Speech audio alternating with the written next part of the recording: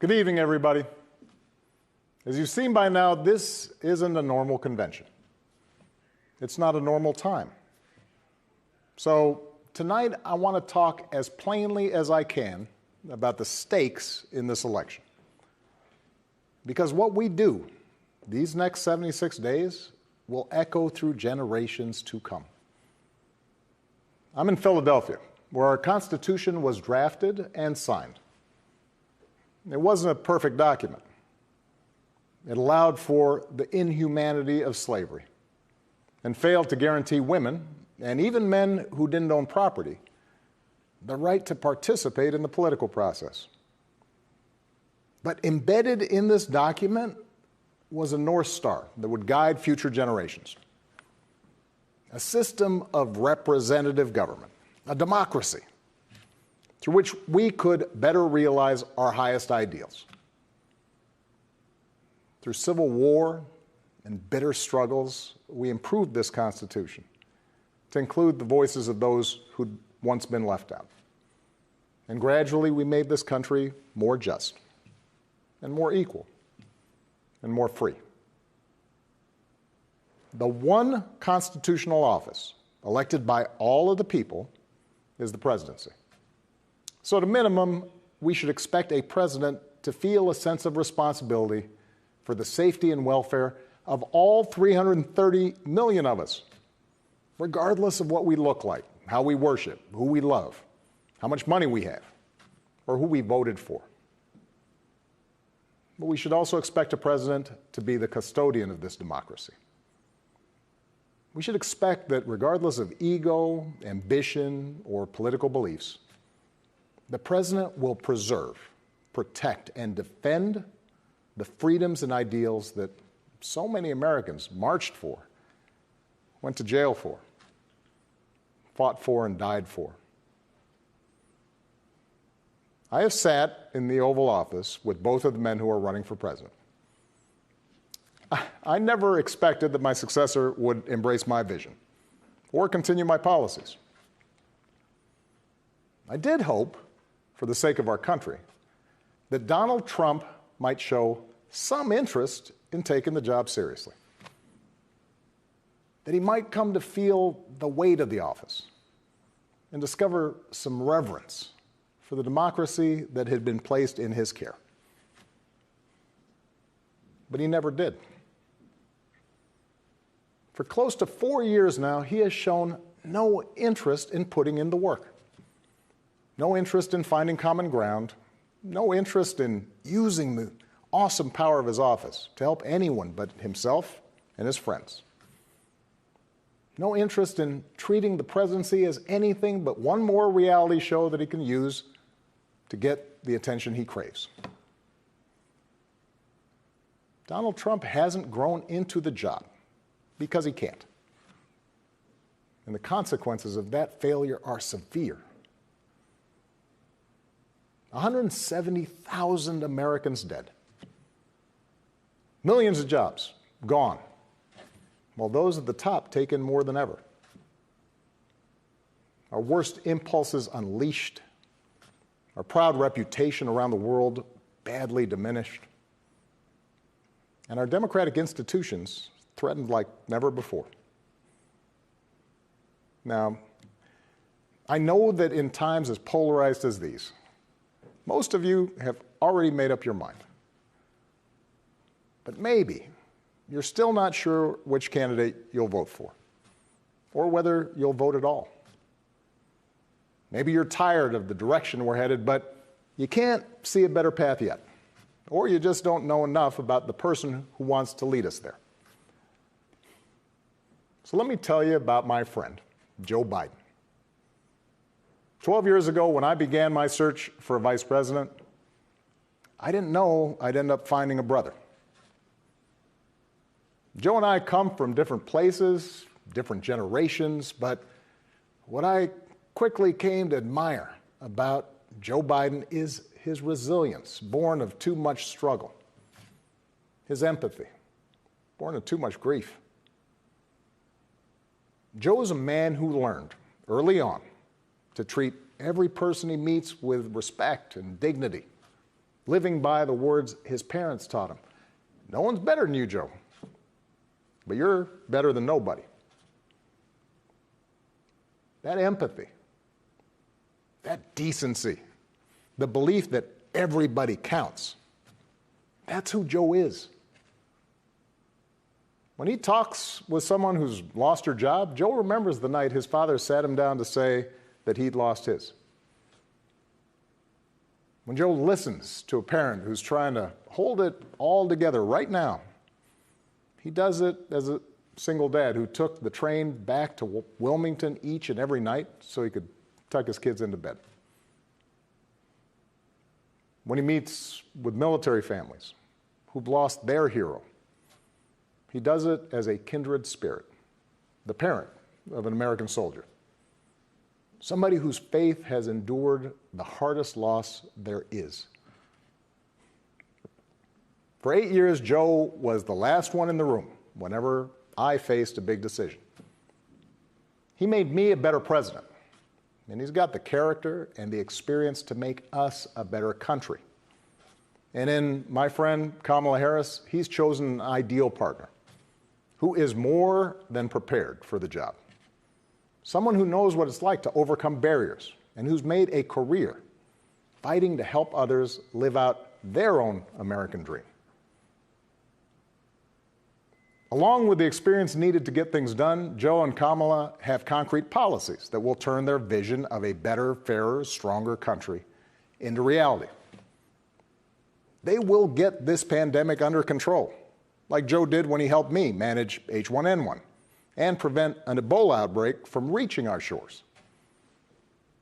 They'll expand health care to more Americans, like Joe and I did 10 years ago, when he helped craft the Affordable Care Act and nail down the votes to make it the law.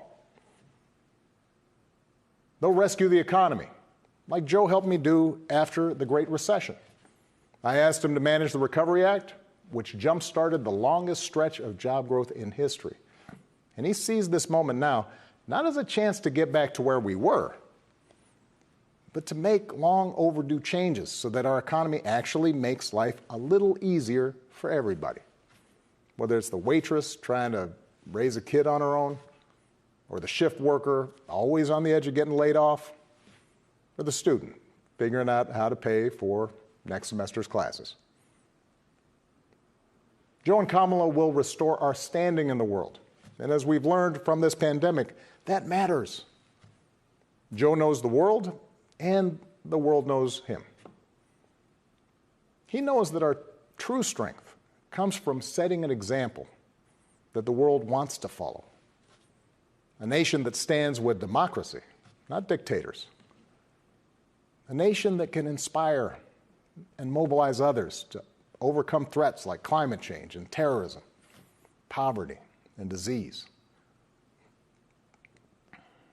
But more than anything, what I know about Joe, what I know about Kamala, is that they actually care about every American, and that they care deeply about this democracy. They believe that in a democracy, the right to vote is sacred, and we should be making it easier for people to cast their ballots, not harder.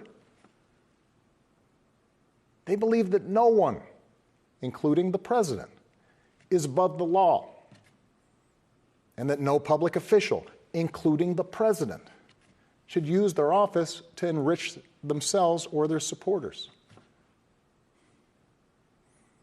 They understand that in this democracy, the commander-in-chief does not use the men and women of our military who are willing to risk everything to protect our nation as political props to deploy against peaceful protesters on our own soil. They understand that political opponents aren't un-American just because they disagree with you. A free press isn't the enemy, but the way we hold officials accountable. That our ability to work together to solve big problems like a pandemic depend on a fidelity to facts and science and logic, and not just making stuff up. None of this should be controversial. These shouldn't be Republican principles or Democratic principles. They are American principles. But at this moment, this president and those who enable him have shown they don't believe in these things. Tonight, I'm asking you to believe in Joe and Kamala's ability to lead this country out of these dark times and build it back better. But here's the thing. No single American can fix this country alone, not even a president. Democracy was never meant to be transactional. You give me your vote, I make everything better. It requires an active and informed citizenry. So I'm also asking you to believe in your own ability, to embrace your own responsibility as citizens, to make sure that the basic tenets of our democracy endure. Because that's what's at stake right now. Our democracy. Look, I understand why a lot of Americans are down on government. The way the rules have been set up and abused in Congress make it easier for special interests to stop progress than to make progress. Believe me, I know it. I understand why a white factory worker who's seen his wages cut or his job shipped overseas might feel like the government no longer looks out for him, and why a black mom might feel like it never looked out for her at all. I understand why a new immigrant might look around this country and wonder whether there's still a place for him here.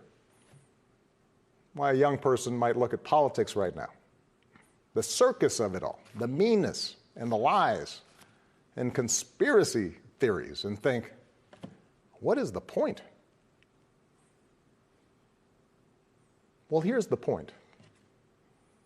This president and those in power, those who benefit from keeping things the way they are counting on your cynicism.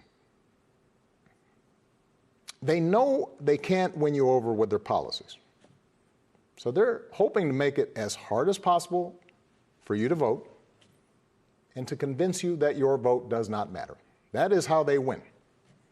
That is how they get to keep making decisions that affect your life and the lives of the people you love. That's how the economy will keep getting skewed to the wealthy and well-connected. How our health systems will let more people fall through the cracks.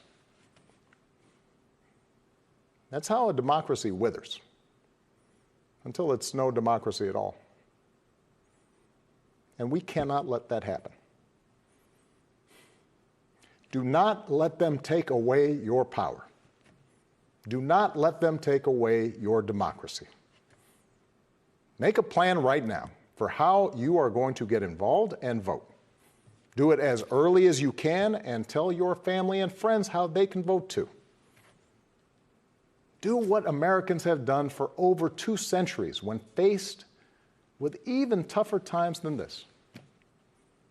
All those quiet heroes who found the courage to keep marching, keep pushing in the face of hardship and injustice. Last month, we lost a giant of American democracy in John Lewis. And some years ago, I sat down with John and a few remaining leaders of the early civil rights movement. One of them told me he never imagined he'd walk into the White House and see a president who looked like his grandson. And then he told me that he had looked it up. And it turned out that on the very day that I was born, he was marching into a jail cell, trying to end Jim Crow segregation in the South. What we do echoes through generations. Whatever our backgrounds, we are all the children of Americans who fought the good fight. Great-grandparents working in fire traps and sweatshops without rights or representation. Farmers losing their dreams to dust. Irish and Italians and Asians and Latinos told, go back where you come from. Jews and Catholics Muslims, and Sikhs made to feel suspect for the way they worshiped. Black Americans chained and whipped and hanged, spit on for trying to sit at lunch counters, beaten for trying to vote. If anyone had a right to believe that this democracy did not work and could not work, it was those Americans, our ancestors. They were on the receiving end of a democracy that had fallen short all their lives. They knew how far the daily reality of America strayed from the myth. And yet, instead of giving up, they joined together. And they said, somehow, some way, we are going to make this work. We are going to bring those words in our founding documents to life.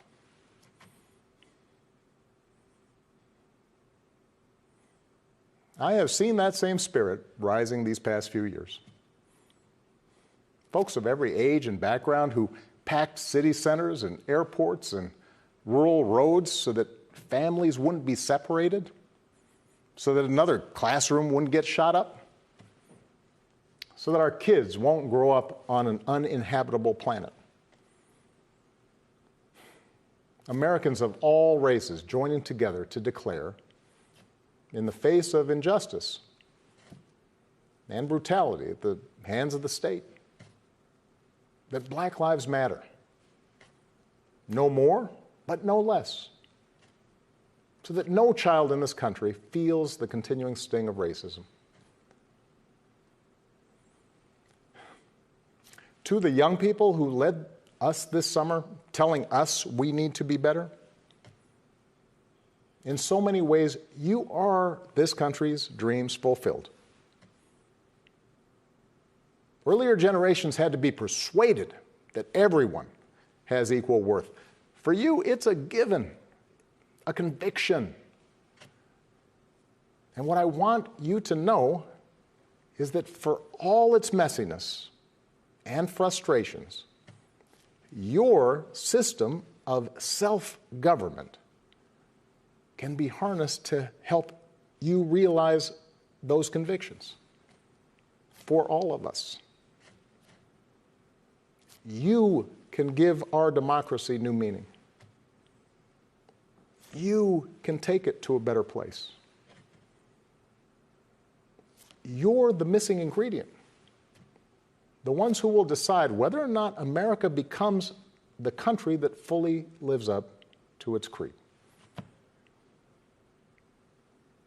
That work will continue long after this election. But any chance of success depends entirely on the outcome of this election.